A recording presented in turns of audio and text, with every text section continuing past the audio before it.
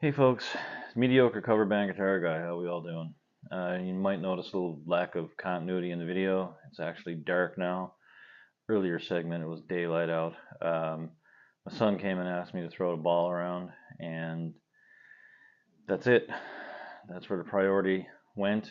He's 13 now, and pretty soon he's not going to ask the old guy to go throw the ball around, and he's obsessed with baseball, like insanely obsessed, but it's a good thing. Keeps him kind of out of trouble-ish. So I'm going to talk today about this big trend that's sort of happening on YouTube with Nashville players. And it's driving some guys nuts because there's so many like players from just the Broadway part of it that aren't, session guys yet, or they're not session guys. They're playing in cover bands. They're doing their cover gigs, working Broadway every single day, and they're starting channels, doing videos, and the videos are basically, things that they're doing on their gig days and routines, showing parts of the gigs and stuff like that. And it's really annoying the fuck out of some people. Not me. I love them. Like all the Tim Haven videos, Bad Brad, Nikki V. I watch all those videos. Every time they post. Like I've been in the car at the grocery store when the missus has sent me off to pick something up, and sat in the parking lot and watched a full video, and like I'm getting texts like, "Where are you? Why aren't you back yet?" Because the grocery store is just down the street, and she's waiting on something because we're doing supper, And I used to do that with Tom Bukovac's channel too. They're a little bit different. Those guys started their channels during COVID, and there's Guthrie Trapp, Tom Bukovac, and Justin Oslander. Excellent channels. But then, that was our first kind of look into what session life and I guess side person life would be like in Nashville and playing and working for other people. The reason I like these guys and their channels like Tim Haven is that it's more down, right, like boots to the ground on Broadway, and guys that are kind of just getting ready to make the next step and do those things, like the sessions and stuff, like for other people. And it doesn't matter. I'll watch the videos anyway. And Nashville is, to me, kind of like a special place. I went to Nashville on vacation. Of course, not to go down and play, for Christ's sakes, no. I was in Nashville in 2019. Tammy and I had planned a trip to go down to Florida and visit her folks for a few weeks. And when we were booking the trip, it was actually cheaper to fly into Nashville and then fly to Florida than fly direct from here to Florida. So we decided to take a few days to Nashville. We bled money. Nashville's not a cheap place. So I can understand why people have to work every day. But besides the obvious, like the Ryman, Studio B, the Musicians Hall of Fame, Country Music Hall of Fame, Tootsie's, of course, and the Bluebird Cafe, like those things were just friggin' awesome. Some of the smaller honky tonks were pretty cool too. You go to Broadway as a tourist, and we went there every night, and we saw a lot of great entertainment. We saw some folks playing that were kind of, you'd see them anywhere. They were no different than any other cover band. But then you've seen some guys that, we were in Legends Corner. Sorry, I got this hat. We saw a band play one night. Like it was full on country, pedal steel fiddle, two guitar players. The guy was singing up front with the acoustic and a drummer. And they were doing Garth Brooks' Baton Rouge. And two guitar players are doing harmony lines to the fiddle part. He was playing the regular fiddle part that he was, you know, that's played on the record, and they were following him, but they were doing it in harmony, and it was just like amazing. It was holy shit. Same thing with Tootsie's in the downstairs bar. There was a country band playing there, and it was really funny. The poor bass player was literally pinned up against the wall because they had a full band on the small stage, and I got sucked right down to the back of the bar. It was just like the Gulf Stream. Like there was no getting out of like that current, right?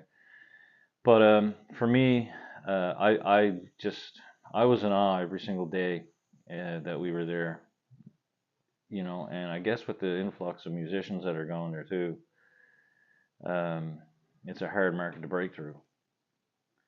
Um, the boys moving around. You know, it's a hard. There's so many musicians. There's so many people piling into Nashville every day. You know, and another reason that these guys are probably starting, like Tim Avon and these people that are starting their channels, not that they just started them, but they have these channels and they're doing this work and they're putting themselves out there, is visibility. Also, they're branding themselves. They're trying to make a living as a musician, and these are things that can help you make money. YouTube channels can make money for some people if you do it right, which apparently I have not learned yet, but that's it. But yeah, so they're trying to put themselves out there, and I mean, I'd also be pretty proud if I was playing down on Broadway.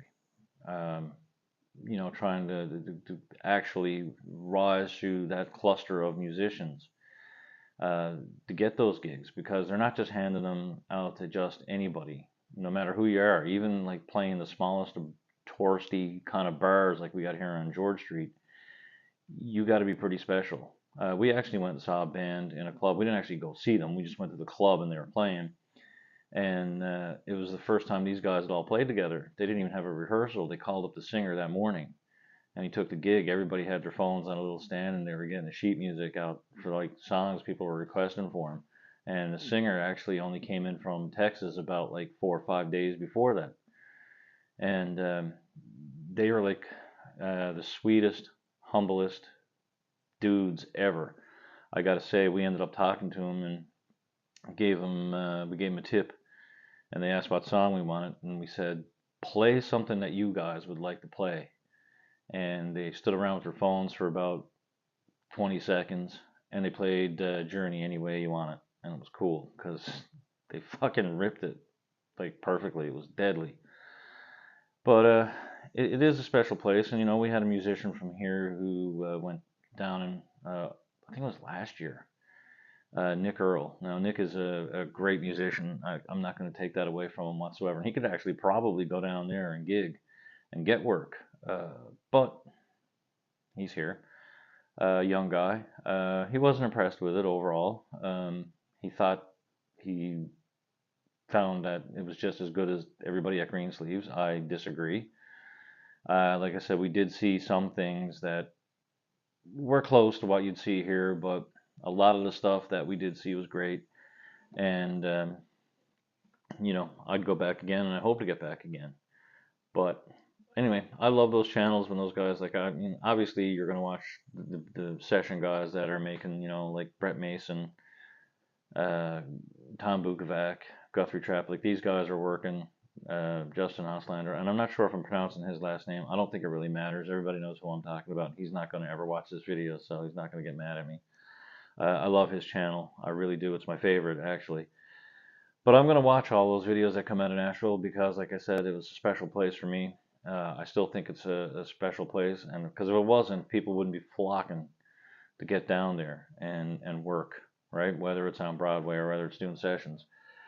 So that's my thing. People were complaining about it, and I was watching people comment on some guy's poor guy's video and said, "Please don't tell us again how you work on Broadway. Like, please don't tell us you're in Nashville." Like, it's probably a jealousy thing. I'm jealous, but like I said, I know where my chops are. They're good for in here by myself.